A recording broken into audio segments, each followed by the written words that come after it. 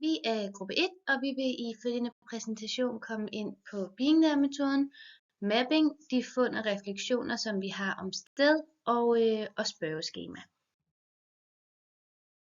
Being There-metoden, den har vi brugt til ligesom at åbne op for de givne felt og få en dybere forståelse af stedet ud fra forskellige lag og perspektiver. Derfor har Being There-metoden ligesom været den første metode, som vi tog i brug ved opstarten af vores designprojekt.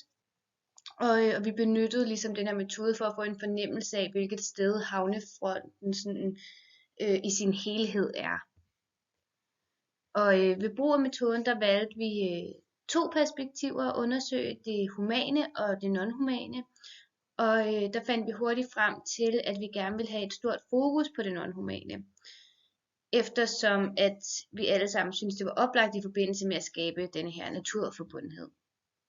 Og de her to perspektiver, som vi har valgt, de har fastholdt et fokus, som har været gennemgående igennem hele vores designprojekt. Altså at vi først og fremmest ikke vil artsdiskriminere, at alle har ret til at tage ejerskab over et sted, og så har vi også haft et stort fokus på, at magtbalancen mellem det non-humane og det humane, det er uligt.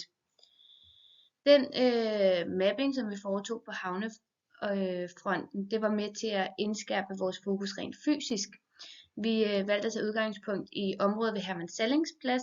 Det gjorde vi, fordi det var et afgrænset område, som vi så som en form for knudepunkt.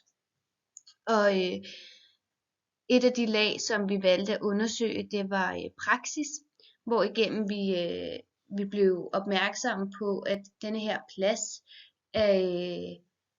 er ligesom lavet til at opfordre, eller der er nogle tiltag, der opfordrer til menneskelig aktivitet. Og det er for eksempel multibanen, det er det springvand, der er, bænke, plantekasser og sådan nogle ting. Og det, som vi fandt interessant ved pladsen, og hvorfor vi gerne vil arbejde med den, det er, at området i høj grad er designet ud fra sådan et human-centered blik. Og det synes jeg var et godt og sjovt udgangspunkt, i forhold til at kunne bygge videre og skabe mere naturforbundenhed på sådan et sted. At de fleste aktiviteter er rettet mod mennesket, det understreger ligesom den her ulighed, der er i magtfordelingen mellem det humane og non-humane. Og den finding, det skabte ligesom et ønske hos os om at udligne den her magtbalance. Og det er også derfor, vi vil omfavne så mange stakeholders som muligt, inklusive de non-humane aktører, som man også kan se på vores stakeholder map på slidet her. Ja, så det var ligesom et led i den her Being There-metode. Og at se de non-humane aktører som stakeholders og som brugere af området, det åbnede også op for det her spørgsmål om, hvornår det non-humane det kan tage ejerskab over noget menneskeskabt. Og det var ligesom også en finding, som vi fandt relevant, og som også var medvirkende til ligesom at udforme vores første udkast til problemformulering, som var, hvordan bliver Herman Sallings Plads et sted, hvor både det non-humane og det humane kan tage ejerskab, og hvor der opstår en synergi mellem det naturlige og det menneskeskabte. Så Being There-metoden har givet os et godt overblik over de forskellige elementer og perspektiver, som vi har haft for øje i vores research, og den hjalp jo også med at udforme det første udkast til problemformuleringen. Når det så er sagt, så synes vi, at metoden ikke formåede at sådan komme mere i dybden med vores indsamlede data, og derfor har vi så valgt at supplere med mapping. Så vil jeg, Tine, gerne fortsætte og fortælle lidt om vores mapping. For at få en større forståelse af havneområdet, har vi i gruppen anvendt metoden Situational Mapping, som er introduceret af Dale Clark. Vi har anvendt metoden med formålet om at åbne op for vores forskningsområde, for dermed at ligesom kunne udforske og identificere området, så vi dermed senere hen ligesom kunne undersøge det endnu nærmere. Og det første skridt i den her metode, det er et såkaldt Messy-map, som ifølge Clark kan omtales som et ustruktureret kort. Og det her Messy-map, det er lavet med udgangspunkt i vores Being There-metode, hvor vi ligesom starter med at kortlægge alt, hvad vi bemærkede og tænkte. Vores Messy-map, det er lavet med udgangspunkt i flere besøg på havnen, en desk research, observationer og interviews, og i det vi ligesom har genbesøgt havnen og flere gange og lavet mange interviews, har vores tilgang også været iterativ, hvilket har resulteret i, at vores mapping det hele tiden har været voksende, i det vi kontinuerligt har tilføjet nye elementer. Efter udarbejdelsen af vores Messy-map, der udarbejdede vi order-map, hvilket også kan omtales som et struktureret kort. Og med udgangspunkt i vores Messy-map, der begyndte vi at kategorisere alle de her elementer. Og til det, der benyttede vi nogle af Clarks kategorier, og har derudover også lavet nogle af vores egne kategorier. Og dem kan I se her på PowerPointet. Ved udarbejdelsen af det her ordered map, der gjorde vi os overvejelser om eventuelle relationer mellem de her elementer.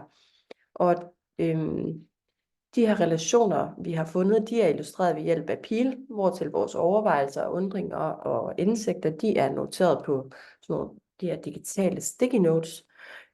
Og det er også en proces, der er omtalt som memo writing. Under udarbejdet af de her forbindelseslinjer i vores mapping, der har vi valgt at supplere vores forbindelseslinjer med citater fra interviews, for ligesom at binde vores fund endnu mere sammen med vores data. De vigtigste fund, vi har fundet, de er markeret med røde streger og dertilhørende røde post-its, hvor memos er noteret. Og de her forbindelseslinjer er ligesom vores findings fra vores mapping, og er ret meget med til at beskrive det sted, som vi synes begynder at træde frem nede på havnefonden. Og derudover så er det også de findings, som vi ønsker at tage med videre i selve designprocessen. Og de udvalgte forbindelser, eller de røde streger, dem kan I se et overblik over her. Det vi ligesom begynder at finde, det er, at efter udførelsen af det her ordered map, så bliver det ligesom tydeligt, at der nede på pladsen er sådan den her ulige magtfordeling mellem det non-humane og det humane. Når vi taler ind i den ulige magtfordeling, så refererer vi særligt til den sådan asymmetri, der eksisterer i måden, hvorpå havnefonden er designet og organiseret. Den nuværende arkitektur og de valgte materialer, vi ser dernede, de er med til at favorisere de menneskelige behov og interesser, og særligt på bekostning af de non-humane aktører. Så derfor har vi et ønske om, at vi ligesom har med et udgangspunkt i de her ting, gerne vil forsøge at lave et design, som tilstræber en lidt mere lige magtbalance mellem det humane og det non-humane. Og for eksempel ved at inddrage miljø- og bæredygtighedstiltag i vores design, så ønsker vi at skabe et område, hvor både de humane og de non-humane aktørers behov bliver tilgodeset på en lidt mere ligeværdig måde. Yes. Udover det her, Signe hun har nævnt med en ulige magtfordeling, så har vi fået indsigt i, at infrastrukturen på havnen, den er dominerende, og for nogen, der ødelægger den faktisk den her positive oplevelse af havnen, enten i form af en manglende natur eller havnestemning, som de siger. Det her fremgår af vores interviews, hvor flere har givet udtryk for, at de hellere vil søge hen mod andre områder, som Rold Skov eller Rådhusparken, eller Moskov Strand eller skov, for de føler sig i højere grad ligesom den her form for naturforbundet til de her steder.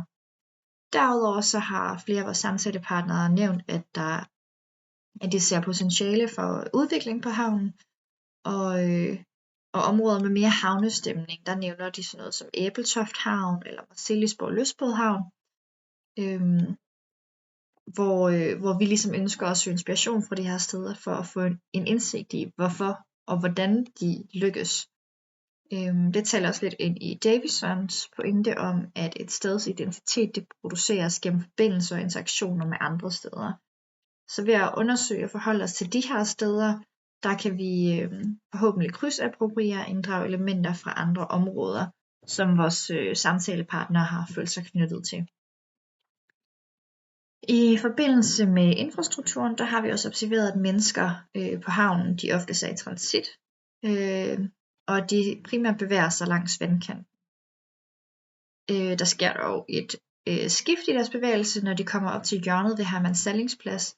Der er ikke rigtig nogen direkte forbindelse videre, og man er lidt nødt til at sådan gå op mod hovedvejen og fortsætte sin rute derfra. Der har vi også fra et interview en, der udtrykker, at det ligesom skaber en begrænsning for hendes bevægelse. Og som beskrevet tidligere, der har havnen en god infrastruktur, hvor mennesker de ligesom bliver transporteret fra A til B, uden at bevæge sig, og det er lidt det her, som Ingold han kalder for en lateral bevægelse.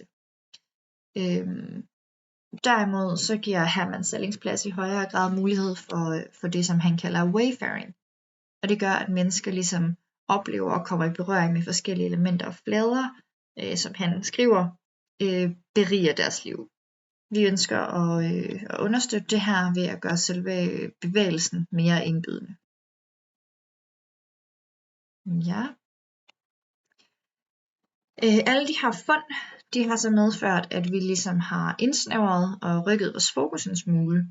Under being there-metoden på Hermanns Sallingsplads, eller under being there-metoden, der havde vi mere fokus på Hermanns Sallingsplads, men nu har vi så rykket os over til det her hjørne, eller den her, hvad kalder man det, det her område mellem Hermanns Sallingsplads og Navitas og domen. Så der håber vi på, at vi kan skabe en mere naturlig form for forbindelse mellem havnefronten og det, vi kalder bæredygtighedsøen, som er der domen er. Og der vil vi sige, at det sted, som vi oplever begynder at træde frem og gøre sig gældende for os, det er en form for forbindelsesvej fra Hermanns Sallingsplads ud over vandet og så hen til Navitas og domen. Det kan også igen ses på med Ingolds briller, på, altså hans idé om sted og bevægelse og hvordan viden opstår her. Selve overvejelsen om at nudge folk til at bevæge sig på andre måder omkring Navitas, det var også et ønske fra en af vores stakeholders, nemlig Naturhistorisk Museum, hvilket vi på den her måde gerne vil forsøge at imødekomme. Så alle de her forbindelseslinjer og fund, vi har, det har været med til at udvikle og rammesætte vores løsning. Men på baggrund af det hele, der har vi så valgt at omformulere vores problemformulering. Den lyder derfor, hvordan kan vores design imødekomme mennesker i transit, samtidig med at det bidrager positivt til det non-humane miljø. Yes. Og hvad så nu? Jamen vores mapping, den har været rigtig givende, men den data, vi har haft med i mapping, den har ikke været i stand til at give os en dybdegående indsigt i de non-humane perspektiver. Og derfor har vi lidt ønske om at snakke med nogle eksperter, som ligesom kan oplyse os om de non-humane aktører og deres behov og ønsker. Dem har vi rakt ud til, men lige nu så venter vi stadigvæk på svar. Yes. Til spørgeskema-delen, hvor vi vil komme ind på, hvorfor vores spørgeskema ikke er blevet inddraget endnu, og hvorfor vi ikke har lavet det, og hvor vi er i processen i forhold til det, udover hvordan det skal struktureres, hvad det skal bruges til, og hvad man skal være kritisk overfor. Så til at starte med, så er spørgeskemaundersøgelse et værktøj, man bruger til at indsamle data om et emne eller undersøgelsesspørgsmål gennem et meget styret format. Vi har ventet med at udarbejde og udføre spørgeskemaer i takt med, at processen har forholdt sig i en meget åben og divergent fase langt hen ad vejen. Vi har i stedet for valgt, at vi ønsker at lave et spørgeskema som en del af vores evaluering af designet for at vurdere, hvad vi kan forbedre. Hvilket Sharp nævner i hendes artikel som summative evaluation. Med spørgeskemaet ønsker vi feedback, der kan give os indsigt og forståelse for vores designidé, og som hjælper os med at evaluere og forfine vores koncept i sidste ende. Denne feedback er afgørende for projektet, da den vil bidrage til udviklingen af den endelige prototype og sikre, at den imødekommer behovene og ønskerne fra potentielle brugere eller interessenter. Der vil senere i processen blive udarbejdet et spørgeskema for at forholde sig kvantitativt til vores designidé. Velvidende om, at vi kunne lave flere spørgeskemaer af flere omgange, var vi bevidste om, at det hurtigt kunne anses som værende spam for mange mennesker, hvis man nu slog det op på diverse Facebook-grupper. Dette har også udledt en etisk diskussion, som opstod på holdet i kulturanalyse, der omhandlede det at give noget tilbage til deltagerne. Vi i gruppen mente ikke, at vi kunne give noget tilbage til dem, som valgte at svare på et spørgeskema, udover at deres stemme bare blev hørt. Men så fremt at det endelige design ikke bliver til noget, så er der stemme egentlig bare endnu en tabt stemme i systemet. Nogle forbehold, vi skal være opmærksomme på, kan derudover omfatte potentielle bias eller skævheder i udvælgelsen af respondenterne, da det kan påvirke validiteten af vores endelige data. Derudover skal vi sikre os, at spørgsmålene er klart formuleret og relevante for vores formål, samt at vi har en passende plan for dataindsamling og analyse for at sikre pålidelige resultater. Henning Olsen i hans artikel Guide til gode spørgeskemaer, der nævner han blandt andet tommelfingerreglen, som går ud på, at spørgsmål bør være enkle og entydige og så entydige som muligt, og sammensat af færrest mulige ord. Det er noget, vi skal i mente, men det er også samtidig noget, man skal være kritisk overfor.